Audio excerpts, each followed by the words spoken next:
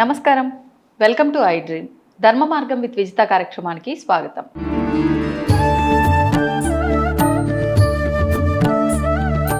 నమస్కారం అమ్మా. నమస్కారం అమ్మా.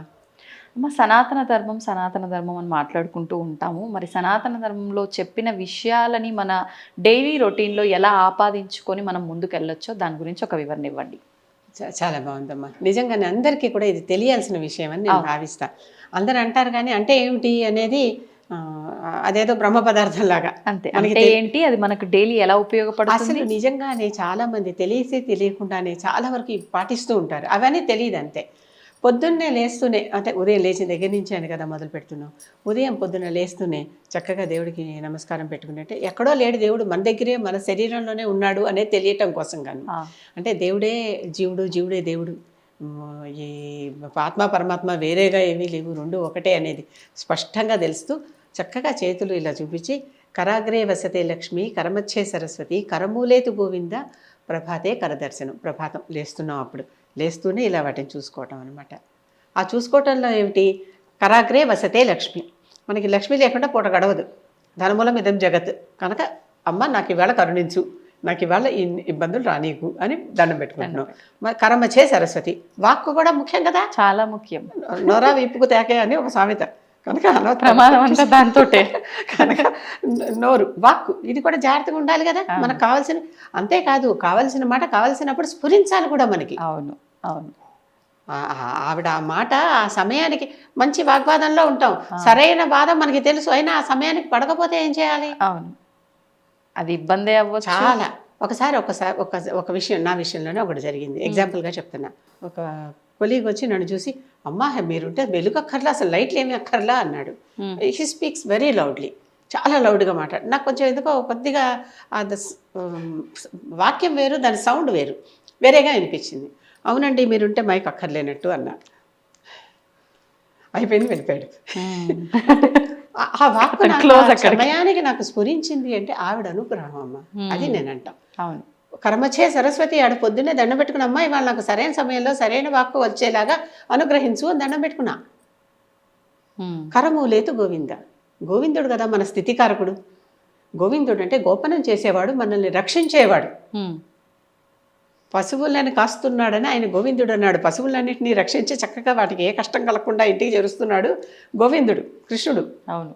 గోవిందుడు అంటే ఏమిటి, మనమందరం కూడా పశువులమే. మేనేజర్ సోషల్ యానిమల్ అని ఇంగ్లీష్లో కూడా చెప్పుకుంటాం. అవును. పశువులకి పశుపతి, కానీ రక్షించేవాడు గోవిందుడు. కనుక కరమూలేతు గోవింద, ప్రభాతే కరదర్శనం. మీ ముగ్గురికి ఇవాళ దర్శనం చేసుకుంటున్నాను. అంతేనా? అలా ఇది మొదటిది, ఫస్ట్ స్టెప్ లేవడంతో. ఎక్కడో అంటే సూర్యోదయం ముందర లేచేవారు, బాగుంది. ఇప్పుడు ఎప్పుడు లేచినా మనం లేస్తే అదే, ఎప్పుడు లేచినా మనకి ఇవి కావాలిగా. అవును. రోజు ఎప్పుడు ప్రారంభమైనా సంబంధం ఏముంది, పొద్దున్నే మనకు అదే ప్రభాతం, ఏం చేస్తాం అంతే. ఇప్పుడు మనకి ఇప్పుడు టైం గురించి కూడా నేను చెప్తా. ఇక్కడ మనకి సూర్యోదయం ఇప్పుడైతే ఇంకో చోట ఇంకోసారి అక్కడ సూర్యాస్తమయం అయింది. అవును అవునా? అవును. ఇప్పుడు మనకి 6ంటికి అయితే మన పక్క దేశంలో 7ంటికి అవుతుంది. ఇక్కడ 4ంటికి అయితే అక్కడ 3ంటికి అవుతుంది. ఎలా చెప్పటం? కనుక ఎక్కడ వాళ్ళకు అక్కడ మనకున్న లోకల్ టైంనే తీసుకుంటాం మనం ఎప్పుడు కూడా. పంచాంగం గణించేటప్పుడు కూడా లోకల్ టైంనే తీసుకోవాలి. అందుకే ఇతర దేశాల్లో పుట్టిన వాళ్ళకు కూడా ఇండియన్ టైంకి మార్చుకుని వాళ్ళు జాతకాలు రాస్తారు. అది కూడా ఉంది. మీరు జాతకం రాసే జ్యోతిష్యుని అడిగితే చెప్తారు. ఇప్పుడు ఈ రకంగా ఇప్పుడు మనం లేస్తూనే మొట్టమొదటి ఎవరిని చూడాలి? అదే నీ మొహం చూసా ఇవాళ బాగాలేదు అని చెప్పుకునే వాళ్ళు కూడా చాలా మంది ఉన్నారు. ఊరికే అంటే బ్లేమింగ్ అదర్స్. ఇది బ్లేమింగ్ గేమే, అంతకు మించి ఇంకేం లేదు. అంటే వీడినే అర్థం పెట్టుకుని మొహం చూసుకుంటే తెలిసిపోతుంది. మిగతా రోజుల్లో ఉద్ధరించారు, మరి ఈ రోజే దరిద్రం పట్టింది అన్నట్టుగా మాట్లాడతారు కదా. అంటారా లేదా? నువ్వు ఎదురొచ్చావు, పని కాలేదు, ఏంటి ఇవన్నీ అంటే శకున శాస్త్రంలో కొంతమంది ఎదురు రావద్దని ఉంది, కానీ పర్టికులర్గా ఒక వ్యక్తి కోసం అనేవి చెప్పాలా. ఏదన్నా వ్యక్తులు పని మీద వెళ్తే ఆ పనిముట్లతో ఎదురొస్తే చాలా మంచిది, ఆ రోజు శుభం. ఇలాంటివి కనుక ఓ ఇంజనీర్ వెళ్తున్నాడు, ఏదో బ్యాగ్ వేసుకున్న డ్రెస్ బ్యాగ్ ఒకటి ఉంటుంది కదా, వెళ్తున్నాడు అనుకో, ఇట్స్ గుడ్. ఒక స్టూడెంట్ వెళ్తున్నాడు పుస్తకాలతో వెళ్తున్నాడు అనుకోండి, ఇట్స్ గుడ్, జ్ఞానం. అంతే, అర్థమైందా? వాళ్ళ పని మీద వాళ్ళు వెళ్తున్నారు. Everybody is in their job. అది ఇక్కడ ఈ పొద్దున్న లేచి ఇది మొదలు. ఆ తర్వాత చక్కగా కాలు కింద పెట్టాలంటే భూమి మీద కదా పెడతాం కదా. అక్కడ భూమాతను ప్రార్థిస్తాం. సముద్రవసనే దేవి పర్వతస్థన మండలే విష్ణుపత్ని నమస్తుభ్యం పాదస్పర్శం క్షమస్వమి. ఆవిడ మీద కాలు పెడుతున్నాం. ఎవరిని మనం కాలుతో తన్నం, ఎవరి మీద కాలు పెట్టం. అది తప్పుగా కూడా భావిస్తాం. మరి భూమి మీద కాలు పెట్టకుండా మనకి క్షణం గడవదు కదా. అవును. ఆవిడ సముద్రవసనే దేవి. సముద్రం నుంచి పర్వతాలు ఉంటాయి. వీటికి భూమి ఎక్కడో తెలియదు కదా. మనం ఇప్పుడు పైన కొండకొమ్మ ఒక్కటే చూస్తున్నాం, దాని కింద ఎంత అడుగునుందో మనకి తెలియదు కదా.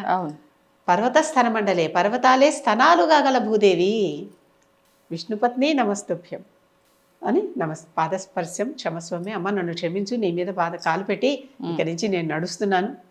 నడవటమే కాదు, భూమి మీద ఎన్ని చేస్తామో కదా, ఇవన్నీ చేస్తున్నాం. నన్ను క్షమించమ్మా నా తప్పులకి. పిల్లలుగా మమ్మల్ని పిల్లలుగా భావించి, నువ్వు తల్లివి, మేము పిల్లలు. తల్లిల మీద పిల్లలు ఉచ్చలు పోస్తారు, అన్నీ చేస్తారు, జరుగుతూనే ఉంది కదా. మనం రోజు మన పిల్లలైతే మనకు అర్థమవుతుంది. ఇది కూడా మనం ఆవిడకి పిల్లలు అనుకోవాలి. అనుకుని ఆవిడకి నమస్కరించుకుని కాలు బయట పెడుతున్నామమ్మా. ఇది ఉన్నది కదా మన ధర్మంలో. ప్రతి దానికి అగ్నికి నమస్కారం చేస్తాం, సూర్యుడికి నమస్కారం చేస్తాం ఆరోగ్యం కోసం. ఇక్కడ స్త్రీ పురుష భేదం కూడా లేదు. చక్కగా స్నానం చేశాక సూర్యుడు కనిపించే దిశలో నుంచుని సూర్యకిరణం మన మీద పడాలి. సూర్యకిరణం మన మీద పడుతూ నీరు తీసుకుని ఇలా అర్ఘ్యం వదిలితే ఆ సూర్యకిరణం నీటి ద్వారా మన మీద పడి అది 7 రంగుల్లో ఇంద్రధనస్సులాగా రంగులు చీలిపోయి మన మీద పడి ఇక్కడ వైలెట్ నుంచి మొదలుపెట్టి IndiGo, blue, green, yellow, orange, red మూలాధారం దాకా ఈ అన్ని చక్రాలు వికసిస్తాయి. ఎందుకు? సూర్యుడు పడితే పద్మం వికసిస్తుంది కదా. ఇక్కడ ఉన్న పద్మం మరి వికసించడానికి సూర్యకిరణం పడాలి కదా.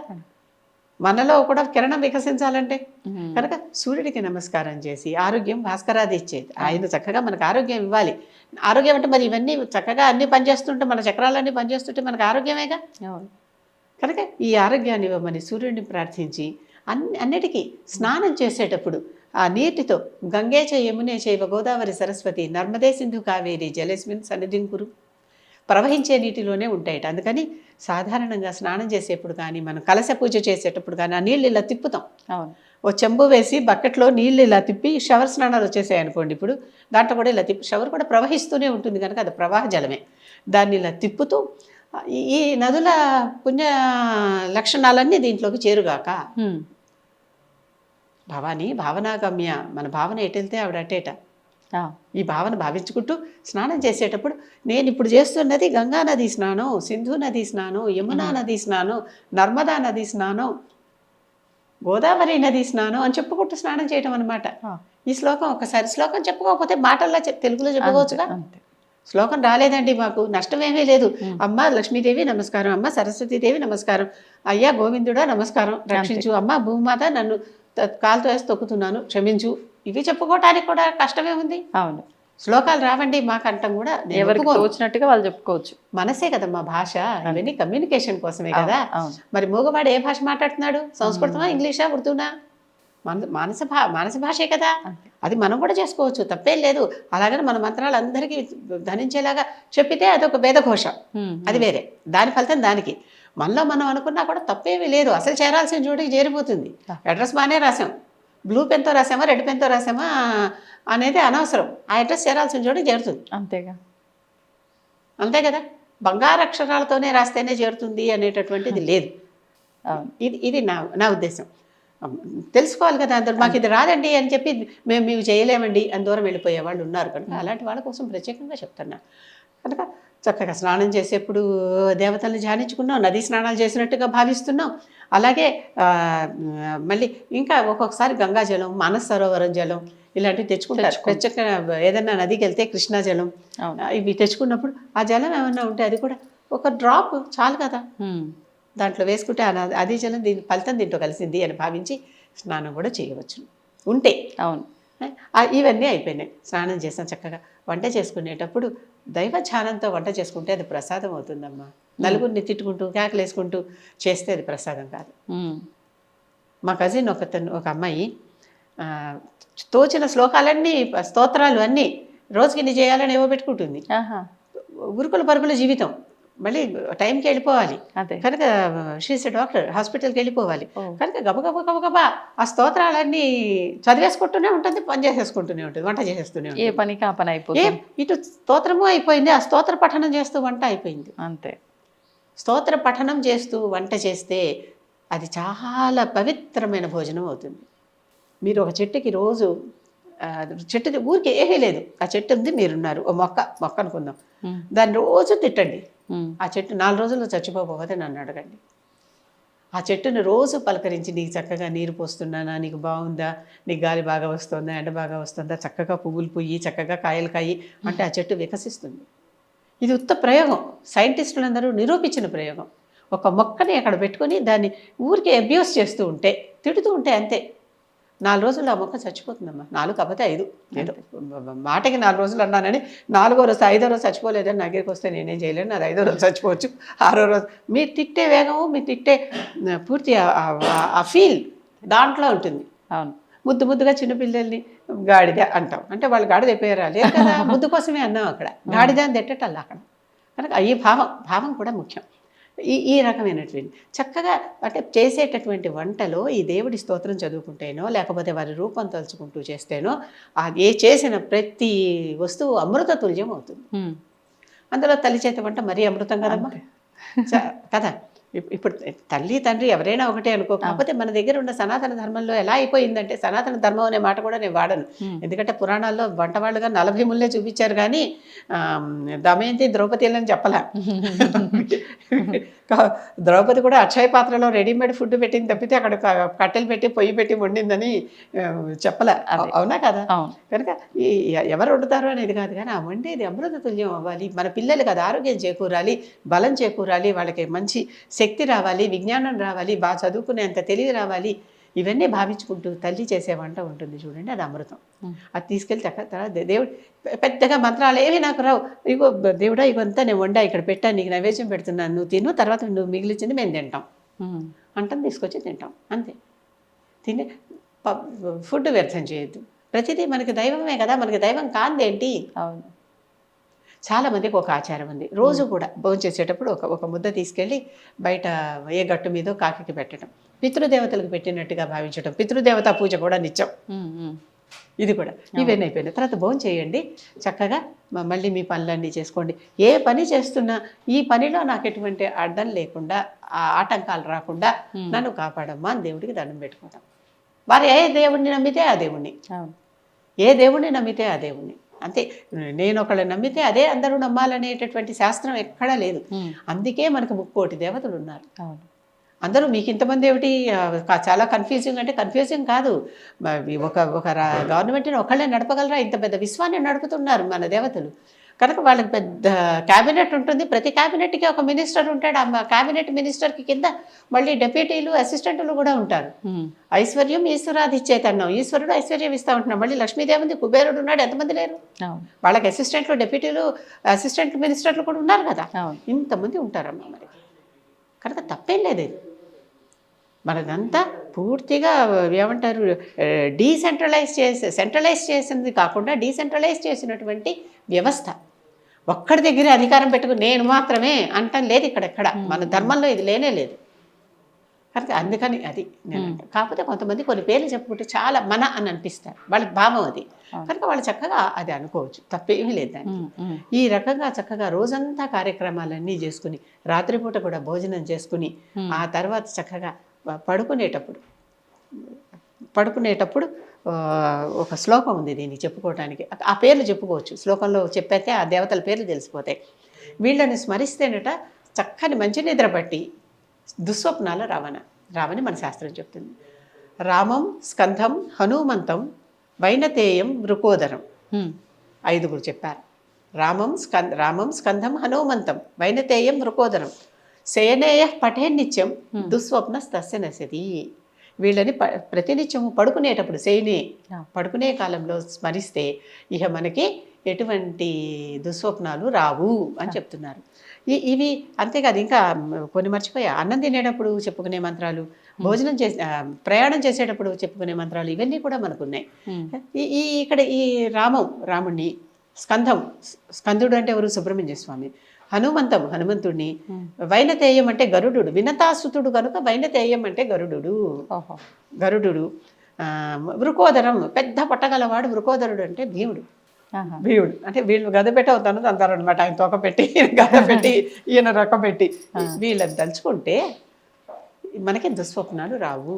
రాముడు, సుబ్రహ్మణ్యుడు, ఆ, గరుడు, హనుమంతుడు, ఆ, భీముడు, ఈ 5 పేర్లు చెప్పుకుని 5గురు నాకు చక్కగా ఈ రాత్రి మంచి నిద్ర పట్టేలా చేయండి అని దండం పెట్టుకోవచ్చు కదా, శ్లోకం రాకపోయినా. వస్తే ఇప్పుడు మనం శ్లోకం చెప్పాం, లేకపోతే ఎక్కడైనా వెతికితే దొరికేస్తుంది. ఇవేమి ఒక 2-3 రోజులు చదివితే అలవాటు కూడా అలవాటు కూడా ఇప్పుడు ఒకటికే వచ్చేస్తుంది. అవునమ్మా. ఆ తర్వాత భగవద్గీత నుంచి కొన్ని శ్లోకాలు భోజనం చేసేటప్పుడు ఒకటి చెప్తాను, కొన్ని ఉన్నాయి కానీ ఒకటి చెప్తా. అహం వైశ్వానరో భూత్వా ప్రాణినాం దేహమాశ్రితః ప్రాణాపాన సమాయుక్తం పచామ్యన్నం చతుర్విధం. నువ్వు తినేటటువంటి అన్నాన్ని పచనం చేస్తాను, పచామ్యన్నం చతుర్విధం, 4 రకాలుగా నేను వీటిని చక్కగా అంటే 4 స్టేజెస్లో దీన్ని నేను జీర్ణం చేయిస్తాను అని చెప్తోంది.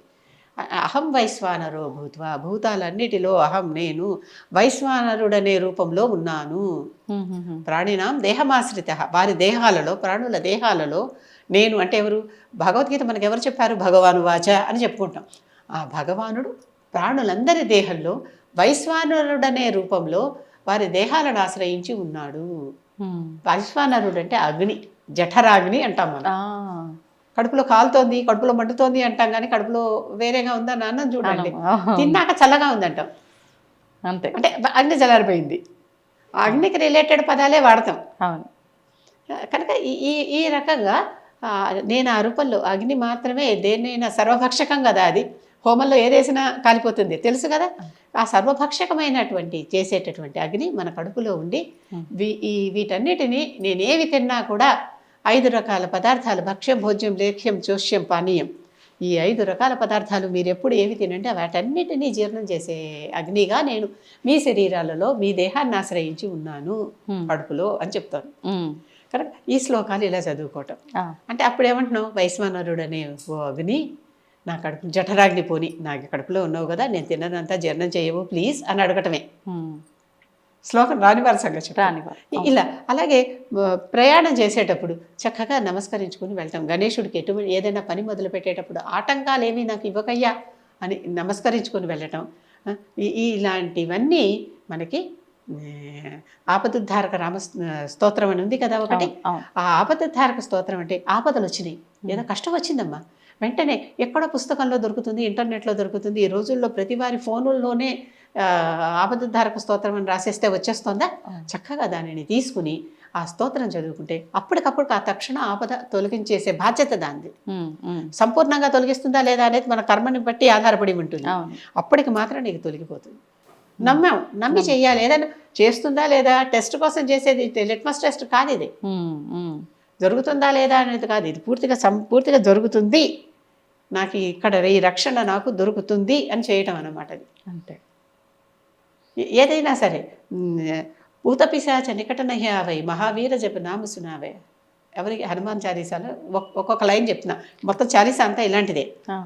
ఈ లైన్లో భూతాలు పిశాచాలు ఏవో వచ్చే భయం వేస్తోంది, అలాంటివి చెప్తే అసలు ఇవి నా దగ్గరికే రావు. ఎందుకు రావు? హనుమా నేను తలుచుకుంటున్నా, మహావీర జబ్ నామ సునావై, నీ పేరు చెప్పుకుంటూ వింటే చాలు. మనం అంటున్నమాట మనం కూడా వింటున్నాంగా. అవును. ఇట్లాంటివమ్మ నేను చెప్పేది.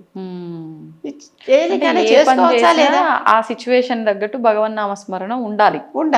మీకు పైగా మనకి బోలు ఎంతమంది ఎప్పుడు ఎవరు ఏం చేస్తారు?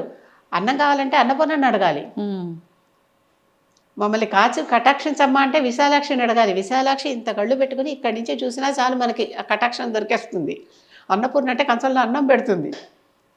ప్రాణాలు రక్షించడానికి గాయత్రి కావాలి. గయలు అంటే ప్రాణాలు. గయాన్ త్రాయితే ఇది గాయత్రి. గాయత్రి మంత్రానికి అర్థం అది. అంటే రకరకాల గాయత్రులు ఉన్నాయి, బోల్డ్ గాయత్రులు ఉన్నాయి.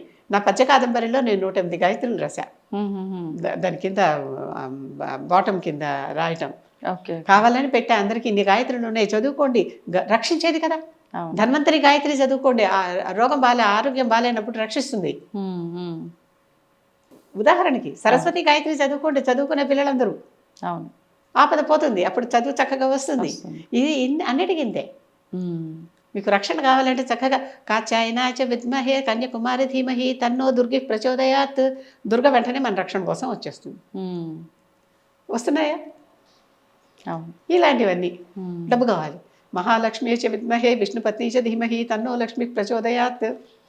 అవసరం అమ్మా, 108 సార్లు మహాలక్ష్మి గాయత్రి చదువుకోండి. మీకు అవసరం ఆనాట ఉన్నటువంటి ఆ డబ్బు అవసరం తీరుతుంది, లేకపోతే దాటిపోతుంది. అవసరం దాటిపోతుంది అంతే. కష్టపడం దానివల్ల. చిన్న ఉపాయం కదా. అవును. ఎన్ని తేలికగా ఎన్ని ఉపాయాలు ఇంత విస్తృతంగా ఇస్తే ఆచరించడానికి ఒళ్ళు బద్ధకం కదా. ఇది సనాతన ధర్మంలో జీవించటం అంటే. సనాతన ధర్మం చెప్పినట్టుగా ప్రతి వాళ్ళు దిష్టి కొడుతుందండి, ఏం చేయాలి? చక్కగా బొట్టు పెట్టుకోండి. చూడంగానే కనిపించేది బొట్టు కదా. ఆ బొట్టు పెట్టుకుంటే మీకు దిష్టి పడదు, ఆ దిష్టి కాస్త బొట్టు తీసేస్తుందని చెప్తున్నారు. అవునా? ఇట్లాంటి పద్ధతులు నేను చెప్పేది. స్త్రీకే ధర్మాలు ఏంటి అన్నీను నిబంధనలు పురుషులకు లేవు కదా అని అంటే, స్త్రీ కూడా పాటించకపోతే అవి నశించిపోయినట్టే అర్థం. చిట్ట చివరి పాయింట్ స్త్రీ. అన్నామా చిట్ట చివరి స్ట్రా వేస్తే బరువు మైలాక అది కూలిపోతుంది అని అనుకుంటామా? ఆ చిట్ట చివరి స్ట్రా స్త్రీ అమ్మ. చిట్ట చివరిలో ప్రాణాలు పోయేటప్పుడు నిలబెట్టేది స్త్రీ ధర్మం. మరి ముందరవన్నీ వేరే నిలబెడుతున్నాయి, వేరే విషయం. అవేమీ లేకుండా ఇది ఒక్కటే అని నేను అంటల్లా. నువ్వు కూడా మానేస్తే పుట్ట దిక్కులు లేవు ఇంక అక్కడ. స్త్రీ కూడా మానేస్తే ఇంకా గతి ఏమీ లేదు, ఇంకా పడిపోవడమే. పురుషుడు ఎప్పుడో వదిలేశాడు సనాతన ధర్మబద్ధంగా దుస్తులు ధరించడం, ఆహార్యం. అవునా? పిలకలు లేవు, పంచలు లేవు అని ఎప్పుడో పోయాయంటే వాళ్ళ అవసరాలు బట్టి రకరకాలుగా మారుతున్నారు. మరి స్త్రీ కూడా మారుతూనే ఉంది అవసరాలను బట్టి. చిట్ట చివరి వాళ్ళు కూడా మానేస్తే ఇహ అది ఉండదుగా, నశించిపోతుందిగా. తెలుగు నశించిపోతుంది అనే మాట వింటున్నారు కదా. అందరూ తెలుగు కాదు, ఇంగ్లీషో హిందీనో ఉర్దూనో ఇంకో భాష ఏదో మాట్లాడేసుకుంటున్నాం. Okay, very good. కమ్యూనికేషన్ జరిగిపోతుంది. భాష ఏముంది, ఆఫ్టర్ ఆల్ కమ్యూనికేషన్ కోసమే కదా అనుకునే వాళ్ళు కూడా ఉన్నారు. కనుక నేను తెలుగులోనే చెప్పాలనే ఉంది, ఇంగ్లీష్లో చెప్పినా కూడా ద కమ్యూనికేషన్ ఈజ్ డన్, అంతే ప్రాపర్గా వెళ్ళిపోతుంది అవతల వాళ్ళకి. కానీ కొన్నాళ్ళ తర్వాత ఈ పదాలు ఉండవే. ఒక్కొక్క పదం కోసం మనం వెతుక్కోవాల్సి వస్తుంది తర్వాత. అంటే తెలుగు నశించిపోయింది. చిట్ట చివరి తెలుగు వాళ్ళు కూడా తెలుగు మాట్లాడకపోతే ఏమవుతుందో భాషకి, స్త్రీ ధర్మాన్ని వదిలేస్తే ధర్మానికి అది అవుతుందమ్మా. అర్థమైందమ్మా. స్త్రీ అందుకని అమ్మా నువ్వే మాకు పట్టుకోమ్మ, చిట్ట చివరి కొమ్మ, లాస్ట్ హోప్. మేమేదో చెట్టు మునిగిపోతుంటే, అది సముద్రంలో కొట్టుకుపోతుంటే ఒక కొమ్మ దొరికితే పట్టుకున్నావు, ఆ కొమ్మ నువ్వు కూడా వదిలేస్తే మేము కొట్టుకుపోవటమే, ఇంకేం లేదు అని చెప్పటం. అందుకని స్త్రీ మీద ఎప్పుడూ కూడా పెద్ద బాధ్యత ఉన్నది. ముందర చేసేవాళ్ళందరూ ఉన్నారు, ఈవిడ లాస్ట్ హోపే, ఫస్ట్ హోప్ నుంచి అంటల్లా నేను. మనకి గురు తల్లి తండ్రి గురువు దైవం వీళ్ళందరూ ఉన్నారు, ఋషులు మునులు, మనల్ని కాపాడే దేవీ దేవతలు వీళ్ళందరూ ఉన్నారు. వాళ్ళనేమి కాదు, అసలు ఇంటి ఇల్లాలు వల్లే ఇంట్లో ధర్మం నిలుస్తుంది. ఆవిడే చేయకపోతే ఏమీ చెయ్యదు, ఎవరికీ తెలియదు. తల్లే కదా. అమ్మా ఇంకో ఇతని మీ నాన్న అని పరిచయం చేస్తే వీడు నా నాన్న అని తెలుసుకుని నాన్న అని పిలుస్తోంది చైల్డ్. అవునా? అలాగే ఇది గణపతి, ఇది కామధేనువు, ఇది ఆవు. అవునా? ఆవుకి కాస్త నమస్కారం వస్తే మంచిది, ఆవుకి గడ్డి వేస్తే మంచిది. మనతో పాటు దానికి కూడా ఇంత గడ్డి వేద్దాం, మనం గడ్డి తినండి, మనం అన్నం తిందాం, దానికి గడ్డి వేద్దాం. అవునా? ఇలాంటి ధర్మాలు, చిన్న చిన్న ధర్మాలు తల్లి చెప్పొచ్చు కదా. అవును. పెద్దలకి దండం పెట్టు, నీకు చక్కగా గురువు ఆశీర్వాదం తీసుకో, పడుకునేప్పుడు ఒకసారి నమశివాయ అనో నారాయణాయ అనుకునో పడుకో. ఈ తల్లి కదా చెప్పాల్సింది. అవును. ఇది అందుకని స్త్రీ మీద ఎక్కువ బాధ్యత ఉన్నది అనే మాట నిర్వివాదాంశం. ఎందుకంటే మన శాస్త్రాలని లాస్ట్ హోప్ ఈ స్త్రీ. ఆవిడ కనుక ధర్మం వదిలేస్తే ధర్మం పోయింది, లేదు ధర్మం అనే మాటే లేదు ఇంక, అంతే అని చెప్పాయి. అందుకని సనాతన ధర్మం ప్రకారం జీవించడం అంటే ఇది. ఎన్ని చెప్పుకున్నా ఇంకా ఉంటాయి, అయిపోవనే తెలుస్తూనే ఉంటుంది చెప్పుకుంటుంటే. ఇది సంగతి. ధన్యవాదాలమ్మా. నమస్కారం. తవ్వండి, తవ్వుతూనే శివలింగం సరే దాన్ని అట్లా కప్పేసేయండి, చూపించదండి. మూర్తి పూజ కాదు, సాక్షాత్ బ్రజేంద్ర నందన భగవాన్ ఉన్నారు మూర్తులు. ఏమీ ఆశించకుండా ఆరాధించే వాళ్ళు కూడా ఉన్నారా ప్రభుజీ? నిజమైన భక్తి అంటే మనకు తెలియదు కాబట్టి